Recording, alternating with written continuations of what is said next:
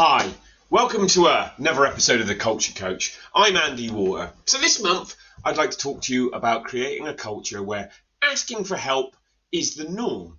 I mean, if you ever wondered how a few select people, businesses, seem to have no more skills, no more talent than anyone else, achieve such outstanding results. Well, maybe this can go some way towards explaining it.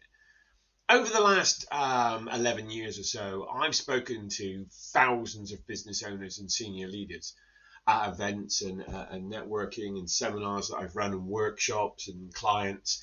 And most of them, I've found, don't really like to ask for help. And if they do get help, they often feel a little bit embarrassed to receive it. More, they don't want to admit that they don't already have all the success they could ever need or want, as they see admitting that as some kind of acceptance that they're a failure of some kind or they failed. I mean, they want to achieve more, they often want to achieve more, but they don't really want anyone to think that they want to achieve more. They don't want to admit that they don't already know how or they don't have it all figured out. So instead they say they're happy with where they are. And there is a difference between want and need. What people need is they need certainty, they need uncertainty, they need variety, they need significance, they need growth, connection, love, etc. And what they also need is help. What they want usually is to be self-made, and I'm just going to tell you that there is no such thing. I mean, as human beings, we're wired to strive for independence and self-reliance. That's true. We take pride in our ability to handle challenges on our own. Yet one of the greatest paradoxes of all personal growth and success is this. While we often resist asking for help, getting help is crucial for any form of meaningful success. So why is it we find it so hard to seek assistance? Why is it so essential that we do so? And why is it so essential that we create a culture of that in our business? Well, look, many of us have deeply ingrained beliefs and I suppose psychological barriers that prevent us from asking for help. One common barrier is the fear of appearing, weak, incompetent, I suppose. Society has conditioned us to equate asking with help with a lack of capability, and this fear can come to the front. It becomes more potent, I suppose, in highly competitive environments where admitting the need for assistance might be perceived as a vulnerability. The high value placed on self-reliance and perfectionism can make it difficult to accept that we, I suppose, don't always have the answers. Additionally, there's the fear of rejection. It's a real fear. It's in evolutionary terms, in a jungle, in a tribe of apes, being rejected and being forced out of the tribe means death. To us, it just means somebody says no. But we do worry that reaching out might lead to some kind of negative response or judgment from others. And it does tap into that fundamental human need for acceptance and belonging, which, as we've just mentioned, is an evolutionary trait. It makes it a more powerful deterrent, I suppose, to asking for help. Because being turned down when seeking assistance can become and feel deeply personal.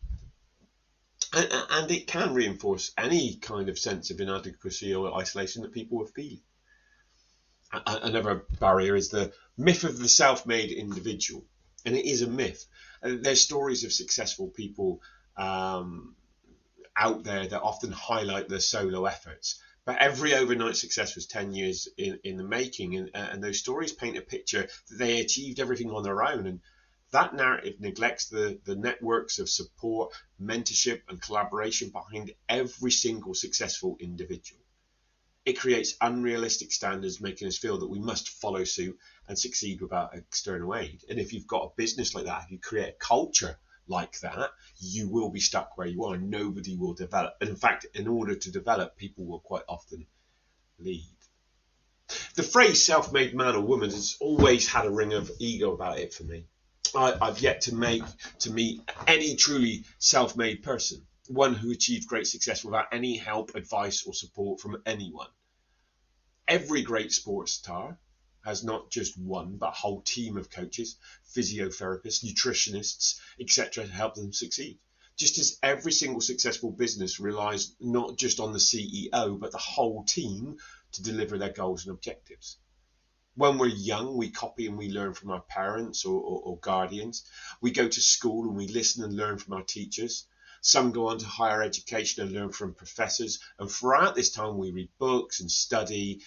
We get literature, we watch videos to help us succeed in passing our exams. Personally, I've been fortunate to not only have had great parents and some great teachers, I've also been fortunate to have had some great mentors and coaches within the business world who have helped me to grow and succeed. This true route to success, to read, to listen, to learn from those that have been there and done that, and are happy to tell you how, because even for some strange reason were we to stop listening and stop learning when we left school, we'd still not be self-made, and people get this. And there's more ego and pride play significant roles. Our ego often gets in the way, making it difficult for us to admit that we don't have all the answers. And pride can lead us to overestimate our abilities and underestimate the value others can bring on the journey. Ego, often regarded as the enemy, because it hinders personal growth and professional growth. It protects you from where you are. Well, it's trying to do it from a good place. It's trying to protect you, but it holds you where you are. And if you are where you are not going to grow. So you're not going to grow, your culture is not going to grow, your business is not going to grow, your success is not going to grow. When we're dominated by ego, we become resistant to feedback. And we are much less likely to seek advice or even collaborate with others. It creates isolation that limits our opportunity for learning, for growth, for any kind of extra success, if you like. Ego creates a false sense of superiority, which often leads to arrogance and poor decision making. And I'm going to say that again. Ego can lead to arrogance, which leads to poor decision making. That is the last thing you want in any business, in any culture. It blinds us to our own weaknesses and blinds us to what areas we need to improve. It prevents us from adopting a mindset of continuous learning, a growth mindset, as it's often related to. Additionally, an inflated ego can strain relationships and create a toxic work environment, and that's a toxic culture. It tends to foster competition over collaboration, and the inability to recognize the value of others' contributions and perspectives diminishes our own capacity to innovate and adapt. When our ego takes hold, it becomes a barrier to seeking help, because we fear showing vulnerability or any kind of incompetence. We might believe that asking for assistance is a sign of weakness or an admission of failure. And that mindset can prevent us from tapping into the collective knowledge and experience of others, which of course is vital for growth and success. Similarly, pride can cloud your judgment. When we're overly proud of ourselves and of our achievements, we may convince ourselves that we can handle everything that comes up on our own. And that leads to isolation, and that, my friends, often leads to burnout. And just a quick aside on that, in the UK, Office of National Statistics figures suggest that somewhere in the region of 250,000 businesses a year close down. So they cease trading. 250,000 businesses a year cease trading. So that's your 80% failed to make 5 years. And the interesting thing, only 25,000 of those go into liquidation or administration. So there's a good 225,000 businesses where people just close the doors because they've had enough. And I can tell you, one of the number one reasons I come across for that is burnout. People have just had enough. And that isolation and overwhelm, if you like, that creates that often results in missed opportunities for the collaboration and innovation that would have overcome that, because we fail to recognize that others can offer really deep and valuable insights, and getting different perspectives on an issue, a problem, or a route forward can really help you. And it's not just that. Pride is a significant barrier to self-improvement. I mean, it acts kind of like an invisible wall that you can push up against that prevents you from embracing opportunities that allow you to grow. If we're dominated by pride, we resist feedback, we resist constructive criticism, we perceive it as a threat to our makeup, our self-esteem, rather than valuable guidance or at least valuable information. We don't always have to agree with it. And it creates defensiveness that restricts all of ours, yours, mine, ability to learn from others and make necessary changes. I'm not saying we can always avoid it. I'm just saying if we know about it, we can start to work on it. And that's why in a culture, you really, really need to make sure that that's ego and pride is not at the top of the list. I mean, even further, pride can foster that kind of overconfidence in our own abilities, and that in turn makes us turn down the collective wisdom of a supportive community or a supportive culture, and negates the creation of a supportive culture. Excuse me.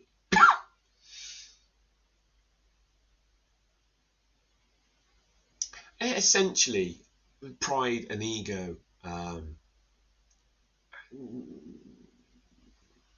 cause us to fear vulnerability.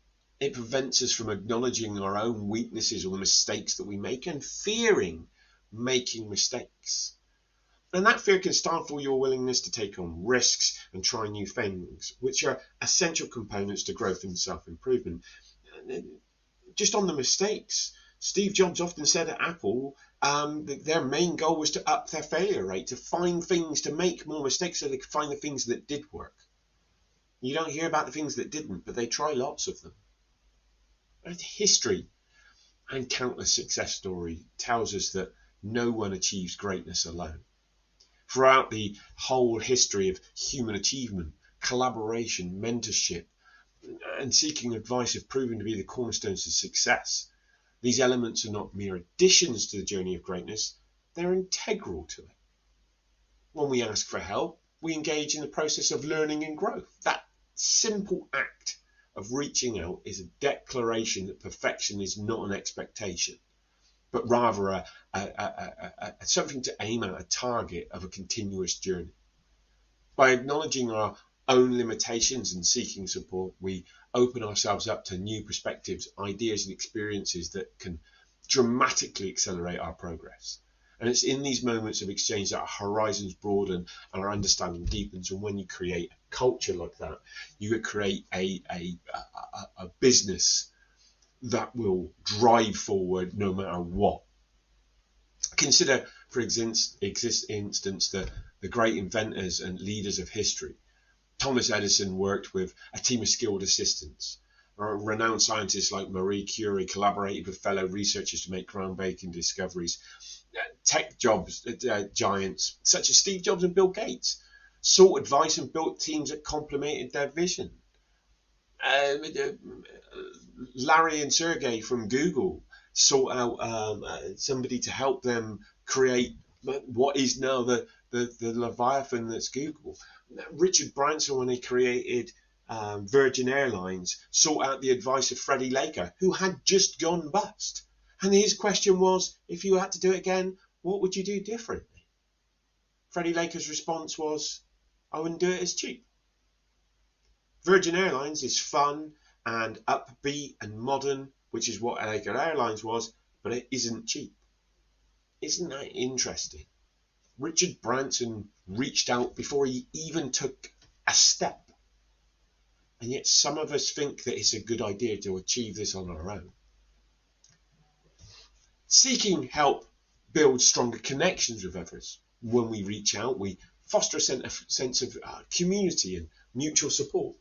We create a network of relationships that becomes invaluable, not just for achieving success, but for navigating life, the challenges that life throws up on a daily basis. one thing you can be sure of, at points life will be challenging. And it's those bonds formed through those collaborations that are often the lifelines that you need in times of adversity. They provide you with the emotional and practical support necessary to endure and overcome obstacles. By asking for help, we give others the opportunity to contribute. We create a cycle of giving and receiving that enriches everyone's life. It's a beautiful kind of reciprocity where our growth and success enables others to grow and succeed as well. In fact, Simon Sinek says that the role of a leader is to create other leaders. That's the whole point. You, as the leader of your business, is there to help other people become leaders in your business. Ideally, eventually, so it no longer needs you. And it's a cycle of collective enhancement that not only propels a culture forward, it also strengthens the fabric of the culture itself, of the community of people within it. And not only that, asking for help can be a form of self-care and self-respect. It acknowledges that we're all human and the reality that we're not omnipotent. And by recognizing our need for support, we allow ourselves to conserve our energy for areas where we can make the most significant impact, where we really can make a difference. And this approach ensures that we not only don't spread ourselves too thin, we safeguard our mental and physical well-being as well. Ultimately, the willingness to ask for help transforms your journey from a solitary struggle to a collaborative, well, I suppose, triumph. It takes a significant amount of courage to reach out, I know. But it's a courage that pays off in profound and often unexpected ways. By asking for help, we not only acknowledge that we have limitations, but we also demonstrate a genuine desire to grow and improve. And by growing and improving, we will do better. We will achieve more.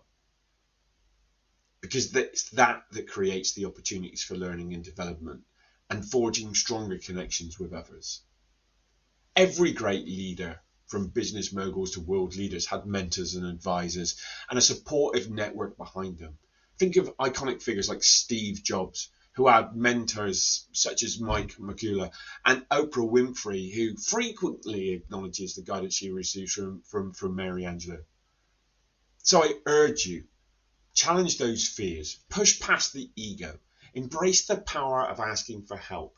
It's not a sign of weakness. It is a mark of intelligence and strength. When we ask for help, we invite others to share their knowledge, their expertise, and most of all, their experiences with us. It's a collaborative approach that enriches your journey.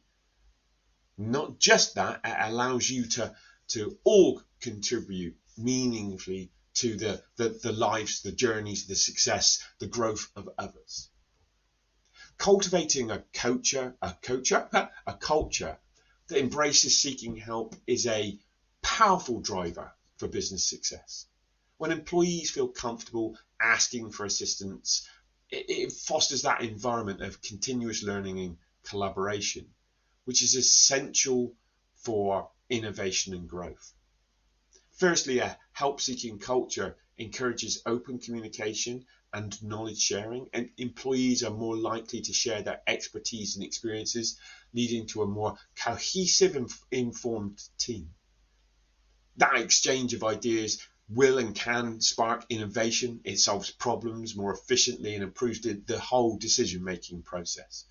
When team members know they can rely on each other, it builds trust and strengthens the overall morale in the workplace. Secondly, by promoting the act of seeking help, businesses will harness diverse skills and perspectives of their workforce. This kind of inclusivity allows for more creative solutions and dynamic thinking. Employees are empowered to contribute their unique insights, confident that their ideas will be valued and supported. It not only boosts individual performance, but also enhances the collective intelligence of the whole organization. Additionally, a culture that encourages seeking help can significantly improve employee development and retention. when people know that they can turn to colleagues or leadership for guidance, they are more likely to tackle challenges head on, leading to their own personal and professional growth. This kind of mentorship and support system can increase employee satisfaction and loyalty through the roof, reducing turnover rates and retaining top talent. Furthermore, leaders who model help-seeking behaviour demonstrate humility, and that's a very collaborative kind of thing. To being humble can engage people much better than almost anything else. And showing that kind of vulnerability creates a more authentic and approachable leader. It usually inspires employees to follow suit, fostering a whole culture of continuous improvement and resilience. The supportive environment that you can create, where asking for help is normalized and will reduce the stigma around vulnerability and about not knowing how to do something. It will make it easier for everyone to address any issues that come up or obstacles that they face. In essence, a business that promotes a culture of seeking help lays the groundwork for a more innovative, collaborative, and resilient organization. By embracing this kind of mindset, you and your business can unlock your full potential and drive the sustained success of the whole organization. So my wish for you is that you embrace help and help your teams embrace it starting today. I hope this has been helpful. Join me again next month. I'm Andy Water.